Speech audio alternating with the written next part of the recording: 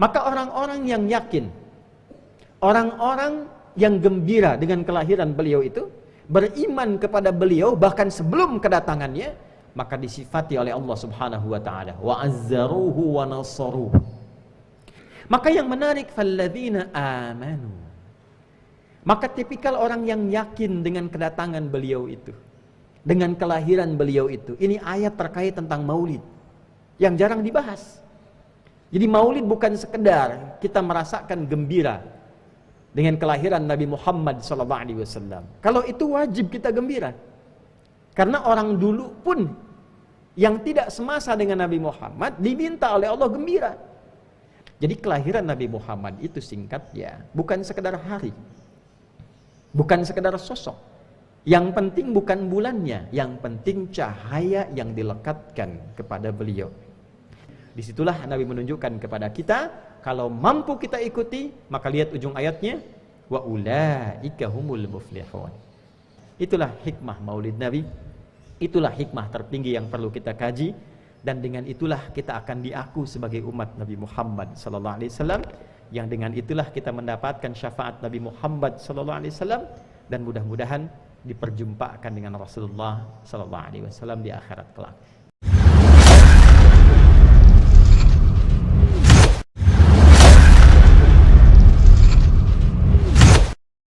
Hadirin, Jumat ini menjadi Jumat spesial di antara sekian Jumat yang pernah kita lalui, karena bertepatan bersamaan dengan bulan yang menurut salah satu catatan versi sejarah adalah bulan dilahirkannya Nabi Muhammad sallallahu alaihi wasallam.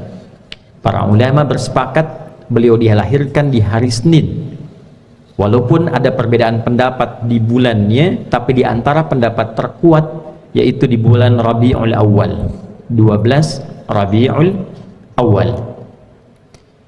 Yang menarik dalam waktu kelahiran Nabi Muhammad ini, sesungguhnya bukan terletak kepada bulannya, bukan terletak kepada tanggalnya, tapi yang menarik dari kelahiran Nabi Muhammad ini adalah cahaya yang dilekatkan pada kelahiran yang dibawa oleh Nabi Muhammad SAW, yang bahkan diinformasikan secara tegas dalam Al-Quran pada setiap generasi yang berkehidupan, bahkan sebelum kelahiran Nabi Muhammad SAW. Satu-satunya Nabi yang dijelaskan dalam Al-Quran akan menjadi Nabi teragung, Nabi paling istimewa, membawa cahaya berupa pedoman berkehidupan sehingga mampu mengentaskan, menyelesaikan semua masalah kehidupan di setiap aktivitas hidup yang kita jalani. Aktivitas sebagai personal, aktivitas di rumah tangga, aktivitas di pekerjaan, aktivitas kehidupan sosial, bermasyarakat, berbangsa, bernegara. Nabi Muhammad ini istimewanya tidak hanya sekedar lahir, tapi kelahirannya membawa cahaya dalam bentuk seluruh pedoman yang menjadi solusi dari setiap masalah kehidupan kita. Dan itu diinformasikan pada setiap umat bahkan sebelum kelahiran beliau.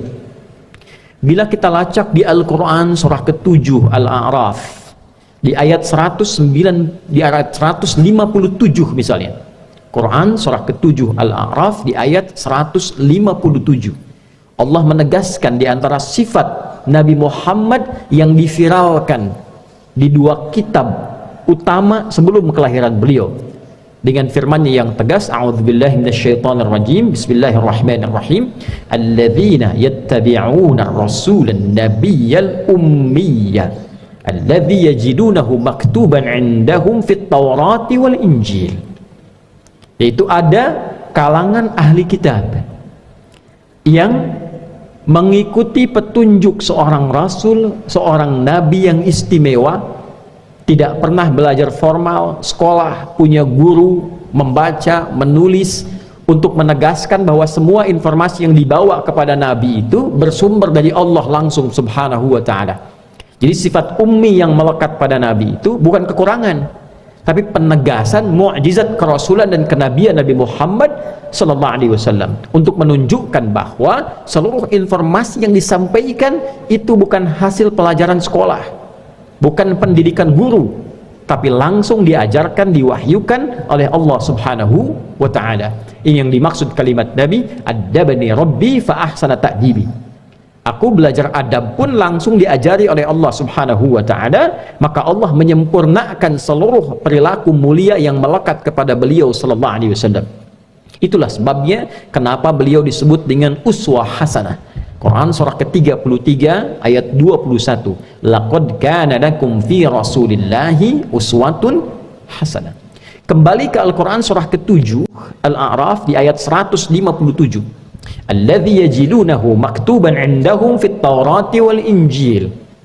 Keistimewaan, keutamaan, kemuliaan Rasul mulia ini, Nabi istimewa ini ternyata telah termaktub, tertuliskan, terinformasikan dengan sempurna, jelas ciri-cirinya, ciri fisiknya, ciri alam saat kelahirannya akan terjadi apa, rasi bintangnya bagaimana, sekitarannya seperti apa, dijelaskan sempurna fit Taurati wal Injil, baik dalam kitab Taurat yang diberikan kepada Nabi Musa alaihi salam, wal Injil atau Injil yang diwahyukan kepada Nabi Isa alaihi salam.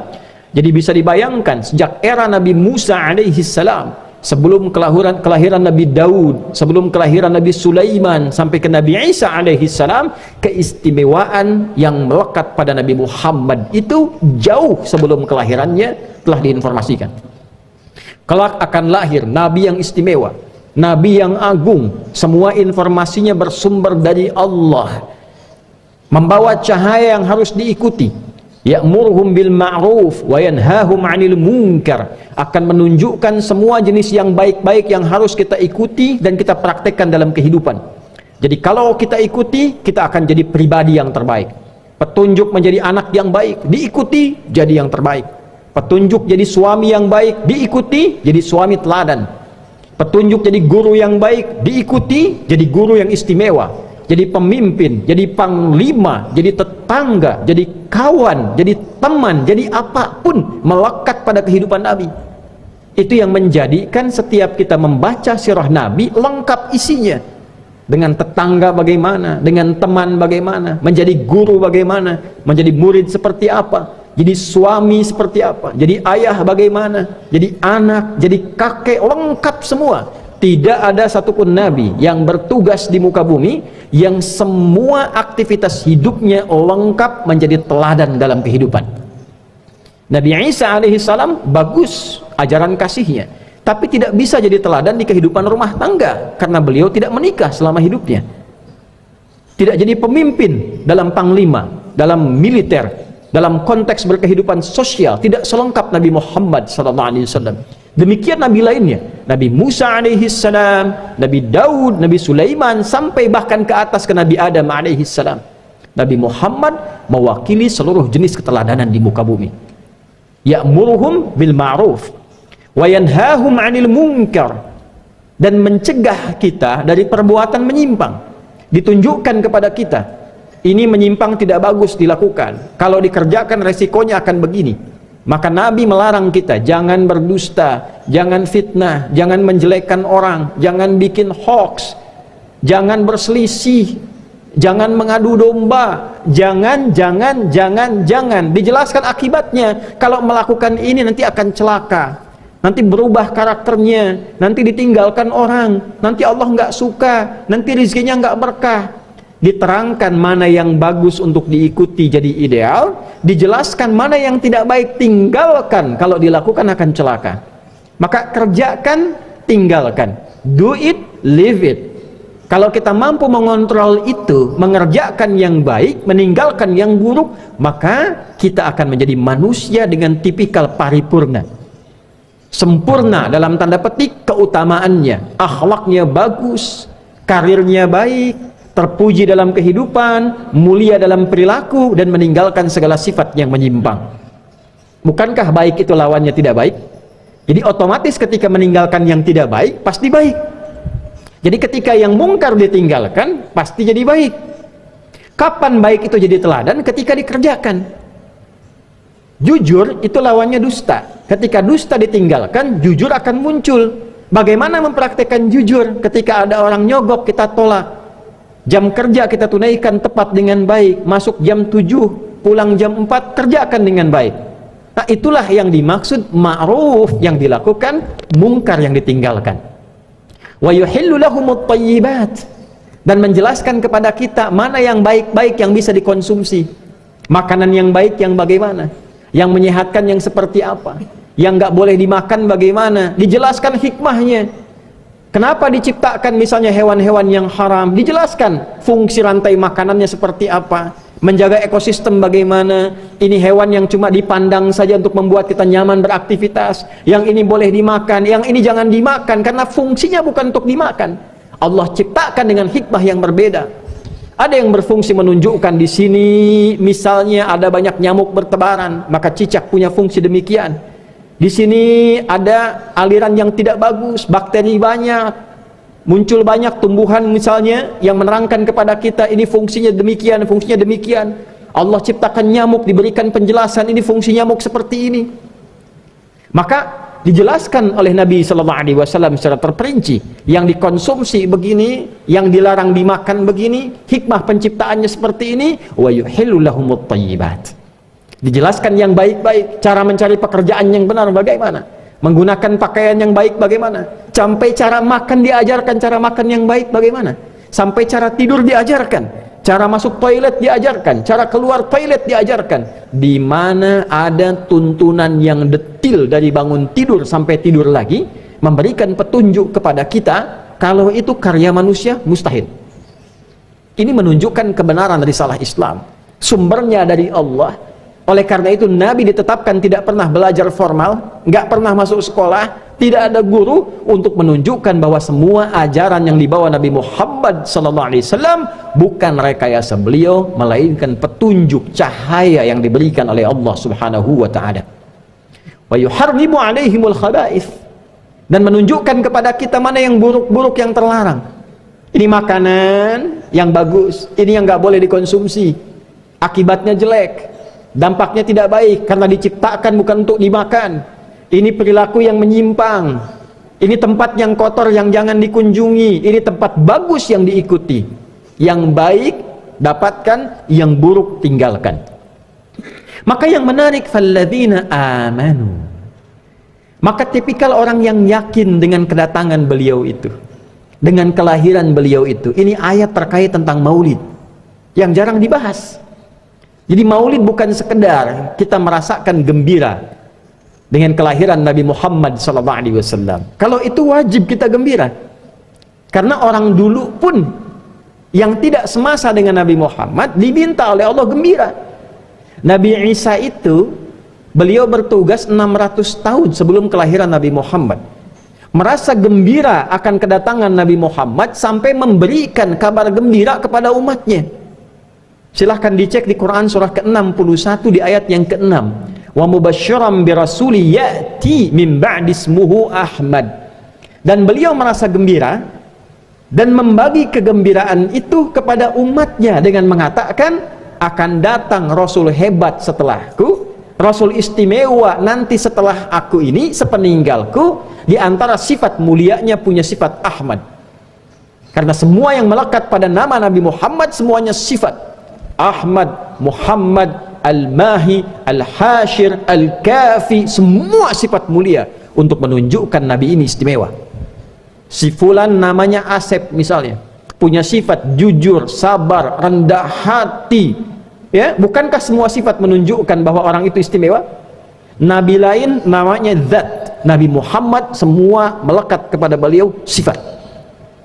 Maka orang-orang yang yakin, orang-orang yang gembira dengan kelahiran beliau itu, beriman kepada beliau bahkan sebelum kedatangannya, maka disifati oleh Allah Subhanahu wa Ta'ala, wa azzaruhu wa nasaruhu, membersamai perjuangan Nabi, membersamai memperjuangkan dakwahnya Nabi, mengoptimalkan pesan-pesan Nabi. Nabi meminta senyum sampai ke kita, kita semarakkan gerakan senyum untuk mengikuti teladan Nabi.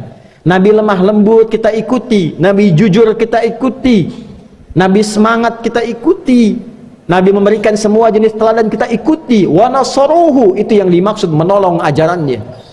Nabi sudah ditolong oleh Allah. Yang dimaksud nasaruhu di sini memviralkan ajarannya untuk membuktikan kita betul mencintai Nabi dan sebagai pengikut Nabi Muhammad sallallahu alaihi wasallam. Lihat ujungnya. Wattaba'un nural ladzi unzila ma'ahu. Dan mereka mengikuti seluruh cahaya yang dilekatkan kepada Nabi Muhammad ini dalam tugas mulianya, yang diturunkan pada beliau mengiringi kelahiran dan tugas mulianya. Jadi kelahiran Nabi Muhammad itu singkatnya bukan sekedar hari, bukan sekedar sosok. Yang penting bukan bulannya, yang penting cahaya yang dilekatkan kepada beliau. Cahaya itulah wujudnya pedoman berkehidupan. Jadi setiap datang bulan Maulid, yang harus kita pelajari itu cahayanya. Yang harus kita viralkan itu cahayanya. Bagus, penting, kita gembira, kita bahagia, kita ekspresikan, banyak sholawat, banyak mengenal kepribadian Nabi. Tapi yang dituntut lebih daripada itu, apakah kita kenal dengan cahaya yang dibawa oleh Nabi? Maka cahaya itulah wujudnya pedoman berkehidupan. Kita keluarkan kembali Nabi sebagai seorang anak, bagaimana bentuk cahayanya membimbing kita dalam berperilaku sebagai seorang anak, sebagai seorang suami, seorang ayah, seorang guru, abdi masyarakat, tetangga, sampai warga, bangsa dan negara serta dunia. Disitulah Nabi menunjukkan kepada kita, kalau mampu kita ikuti, maka lihat ujung ayatnya, wa ulaika humul muflihun. Maka orang-orang yang mampu mengikuti cahaya Nabi itu, pedoman berkehidupan yang ditunjukkan Nabi, itulah yang dijamin oleh Allah hidupnya akan sukses dan bahagia. Muflih itu orang sukses dan bahagia, bukan sekedar sukses, bukan sekedar bahagia, tapi sukses dan bahagia. Kalau jadi guru ikut pedoman Nabi, maka jadi guru yang sukses dan bahagia. Jadi pebisnis ikut cahaya Nabi, cara berbisnis mengikuti pedoman Nabi, maka akan cenderung sukses dan bahagia. Silahkan dicek orang yang hidup di zaman Nabi sampai jadi sahabat 12.000 orang. Silahkan diriset, dicek sebelum ikut cahaya Nabi dengan setelah masuk Islam dan mengikuti pedoman hidup Nabi. Lihat kehidupan mereka, tidak ada satupun yang tidak sukses, tidak ada satupun yang tidak bahagia. Dan kurikulumnya berlaku sampai dengan kita saat ini. Maka Jumat ini adalah Jumat bagi kita untuk meneladani kembali dan mempelajari kembali setiap cahaya yang dibawa oleh Nabi dalam berkehidupan. Itulah hikmah Maulid Nabi, itulah hikmah tertinggi yang perlu kita kaji, dan dengan itulah kita akan diaku sebagai umat Nabi Muhammad sallallahu alaihi wasallam, yang dengan itulah kita mendapatkan syafaat Nabi Muhammad sallallahu alaihi wasallam, dan mudah-mudahan diperjumpakan dengan Rasulullah sallallahu alaihi wasallam di akhirat kelak. Barakallahu li wa lakum fil Qur'anil azim wa nafa'ani wa iyyakum bima fihi minal ayati wa dzikril hakim wa taqabbala minni wa minkum tilawatahu innahu huwas sami'un alim. Ud'ullaha yastajib lana wa lakum jami'an. Alhamdulillah wassalatu wassalamu ala Rasulillah نبينا وسيدنا محمد بن عبد الله وعلى آله وصحبه ومن والاه وبعد فنشهد أن لا إله إلا الله ونشهد أن محمدا عبده ورسوله فيا عباد الله أوصي نفسي وإياكم بتقوى الله فقد فاز المتقون فلا تموتن إلا وأنتم مسلمون. فقال تعالى يا أيها الذين آمنوا اتقوا الله حق تقاته ولا تموتن إلا وأنتم مسلمون. فقال تعالى مذكرا بنا جميعا إن الله وملائكته يصلون على النبي يا أيها الذين آمنوا صلوا عليه وسلموا تسليما. اللهم صل وسلم وبارك على هذا النبي الكريم رسولك المصطفى الأمين نبينا وسيدنا محمد وعلى آله وصحبه أجمعين. ربنا نحمدك حمدا كما علمتنا أن نحمدك ونشكرك شكرا كما علمتنا أن نشكرك أنت المقدم وأنت المؤخر بيدك الخير إنك على كل شيء قدير. ربنا لا تدع لنا في مقامنا هذا ذنبا إلا غفرته ولا هما إلا فرجته ولا دينا إلا قضيته ولا مريضا إلا شفيته ولا حاجة من حوائج الدنيا والآخرة فيها لك رضا وفيها لنا الصلاح إلا قضيتها يا أرحم الراحمين. اللهم يا أرحم الراحمين اجعلنا من أمة سيدنا محمد صلى الله عليه وسلم، وبارك لنا يا الله في هذه الجمعة المباركة، وبارك لنا يا الله في مولد نبيك الكريم سيدنا محمد صلى الله عليه وسلم. اللهم ارزقنا نعمة اتباع نور نبيك سيدنا محمد صلى الله عليه وسلم. اللهم اجعل جمعنا هذا جمعا مرحوما وتفرقنا من بعده تفرقا معصوما. اللهم بارك هذه المدرسة مدرسة أخيار ومعهدها معهد ميرا يا أرحم الراحمين، واجعلها يا أرحم الراحمين عملا صالحا يضاعف لنا يا الله الأجور ويثقل لنا الميزان يوم القيامة يا أرحم الراحمين. ألحقنا مع الذين أنعمت عليهم من النبيين والصديقين والشهداء والصالحين وحسن أولئك رفيقا. ربنا آتنا في الدنيا حسنة وفي الآخرة حسنة وقنا عذاب النار. وصلى الله على سيدنا محمد وعلى آله وصحبه أجمعين، وآخر دعوانا سبحانك اللهم ربنا وبحمدك نشهد أن لا إله إلا أنت نستغفرك ونتوب إليك، والحمد لله رب العالمين.